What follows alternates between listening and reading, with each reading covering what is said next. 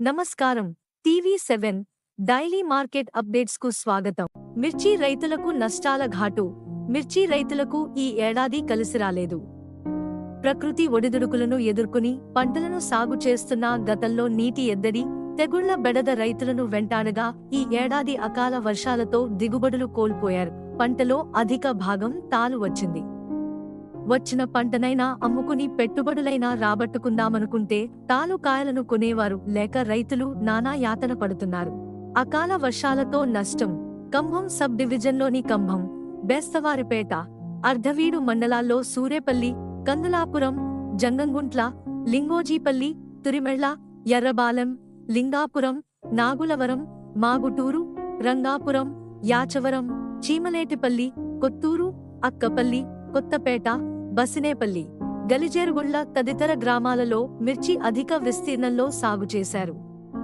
కంభం మండలంలో 550 హెక్టార్లు, అర్ధవీడు మండలంలో 2000 హెక్టార్లు, బేస్తవారపేట మండలంలో 2640 హెక్టార్లలో మిర్చిని సాగు చేసినట్లు తెలుస్తోంది.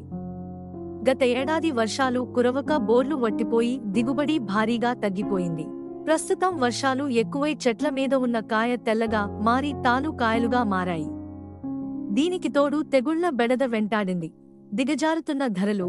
ప్రస్తుతం పంటకు ఎండు తెగులు, నల్లి తెగులు, ఎర్ర తెగులు, ముడత తెగులు, బూడిద తెగులు సోకి దిగుబడులు తగ్గాయి. అధిక శాతం మిర్చి తాలు కాయలుగా మారాయి. ఒకవైపు గుంటూరు యార్డులో మిర్చి ధర పతనమవుతోంది. గత ఏడాది తేజ రకం మిర్చి క్వింటా 19,000 ఉండగా ఈ ఏడాది 12,000 కంటే ఎక్కువ పలకడం లేదు.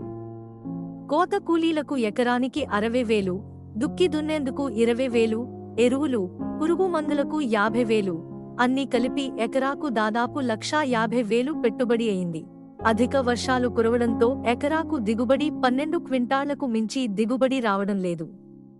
అవి కూడా తాలు కాయలు వచ్చాయని రైతులు వాపోతున్నారు. అధ్వానంగా కౌలు రైతుల స్థితి. కౌలు రైతుల పరిస్థితి మరీ దారుణంగా ఉంది. అకాల వర్షాలతో పంట తెగుళ్ల బారిన పడి దిగుబడి తగ్గింది. దీనికి తోడు ధరలు కూడా తగ్గడంతో ఏమి చేయాలో తెలియక కౌలు రైతులు ఆవేదన వ్యక్తం చేస్తున్నారు. ఇలాంటి మరిన్ని అప్డేట్స్ కోసం వాచ్ చేస్తూనే ఉండండి టీవీ7.